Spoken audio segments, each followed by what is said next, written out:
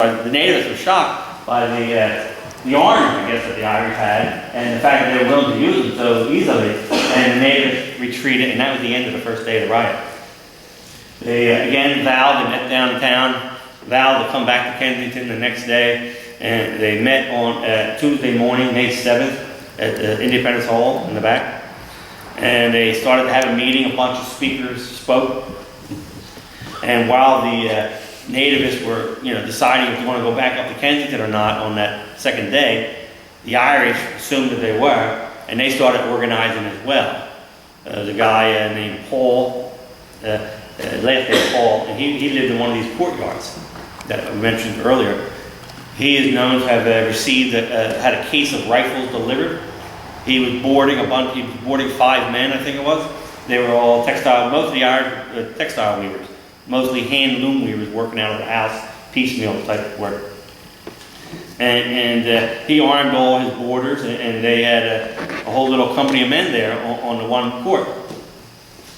I believe it was one of the uppermost courts up here. Another man who was involved with O'Neill in rousing the meeting on May 3rd and May 6th, he was on Harmony Court with another group of Irishmen. So on this block, you had 2 of these courts were loaded with fellows with rifles. And right around here was another man who had a general store type place, and he was supplying them all with ammo and stuff like that. And Court was supposedly providing them with some powder and shot and things like that as well.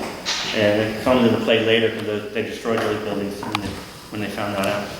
So as the Irish and Natives were all planning the second day of the riots, the Nativists, some folks had cool heads. They didn't want to go back to Kensington, but other people just shouted them down, and then the mob mentality took over.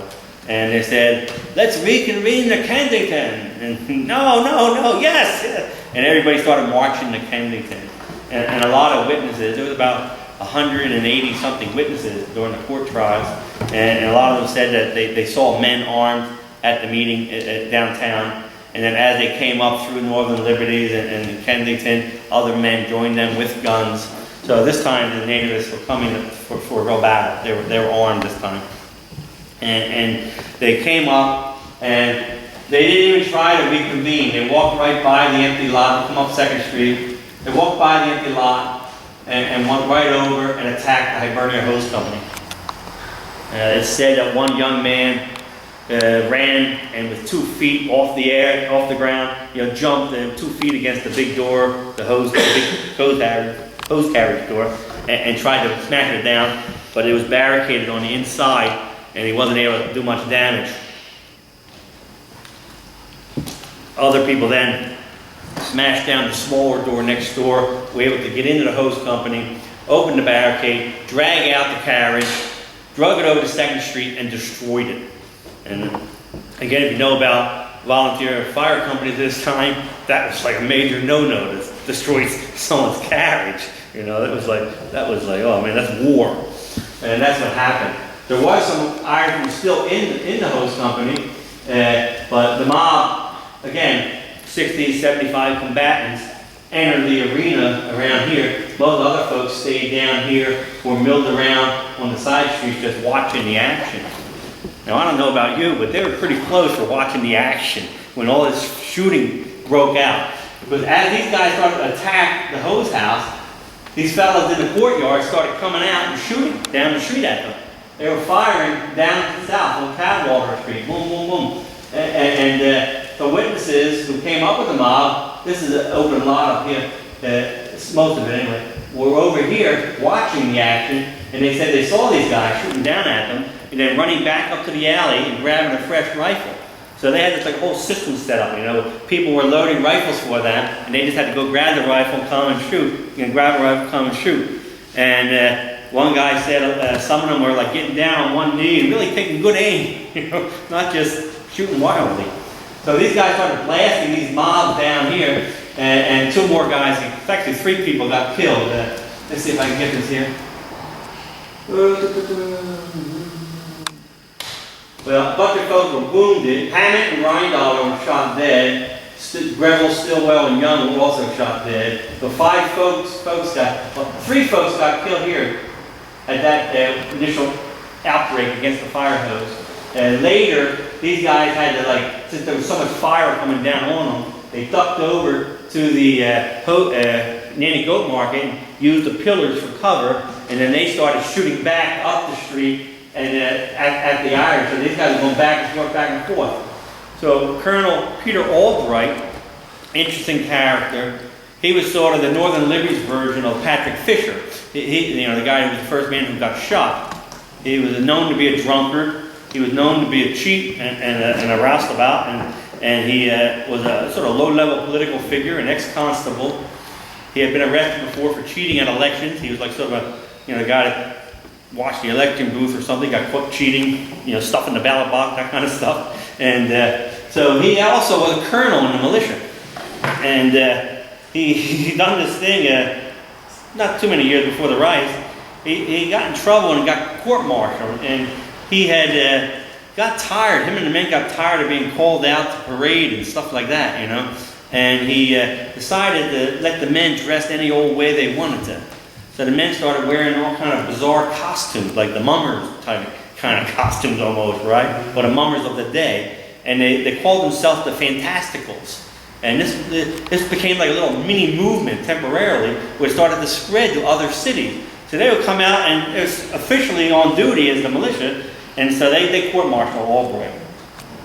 But Albright, Albright is said to have helped Patrick Fisher when Fisher got shot. When Fisher got shot on that first day, he went down the street here. There was a tavern over this way, and he went into the tavern, and Albright supposedly helped him. In the testimony, Albright was trying to paint it out that he really wasn't involved in the riots.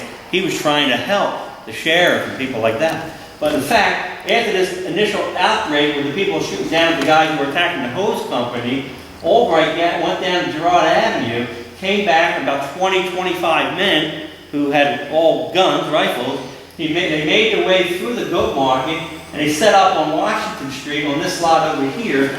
And there was some, the neighborhood was being gentrified, or fixed up, right? And sort of piles of stones or gravel lying about. And so they're using these as sort of semi-cover. They're standing up and shooting in the open, but they're then they have to lay on the ground when they're loading, And if we click back just a little bit. This is this illustration. I'm assuming that you had asked about earlier. I'm assuming this is Albright's men, because he had them lined up in a military kind of a fashion. They originally had marched up, but then they had to sort of sneak up through the goat market. And when they got to that open lot, they stood in a line, according to the testimony, and fired at the Irish. But it's not represented correctly. But the Irish were not in the open. The Irish were in the courtyards and had plenty of cover. So initially, I guess they did some damage, but the Irish, like I said, were still undercover.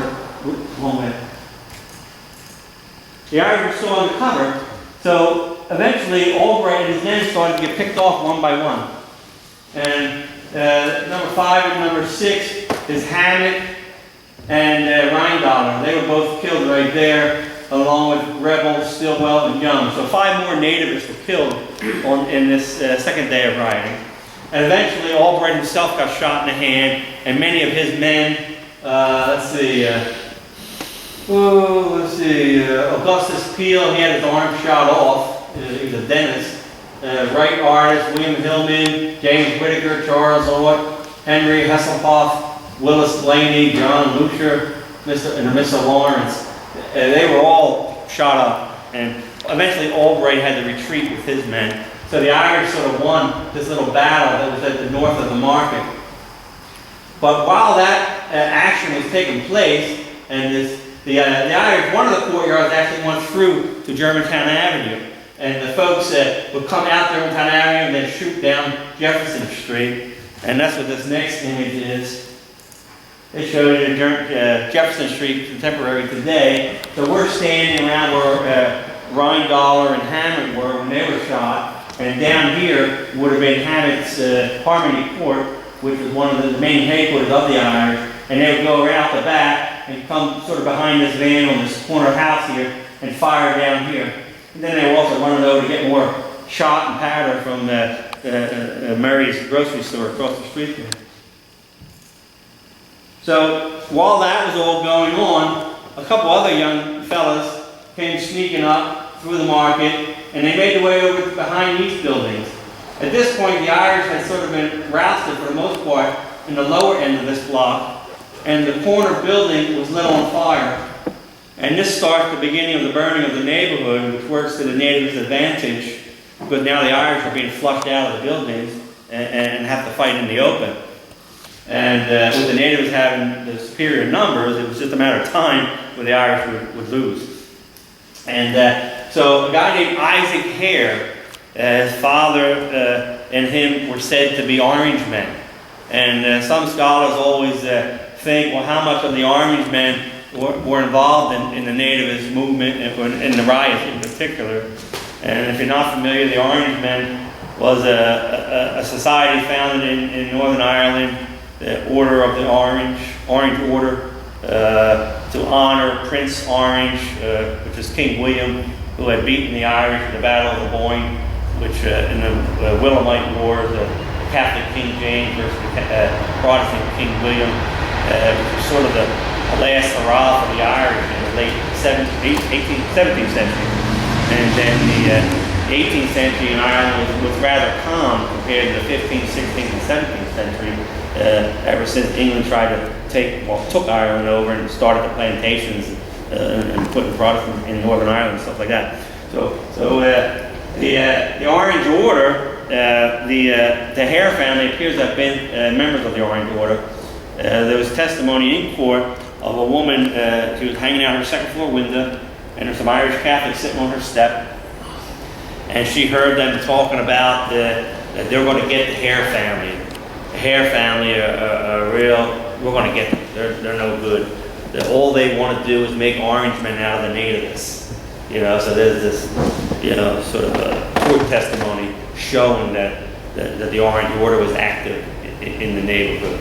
And especially when St. Michael's Church finally was burned on the third day of rioting, and when the steeple finally fell, and the crucifix and such, the little fife and drum that happened to be in the crowd started playing the Battle of the Boyne song, and they marched away and stuff like that.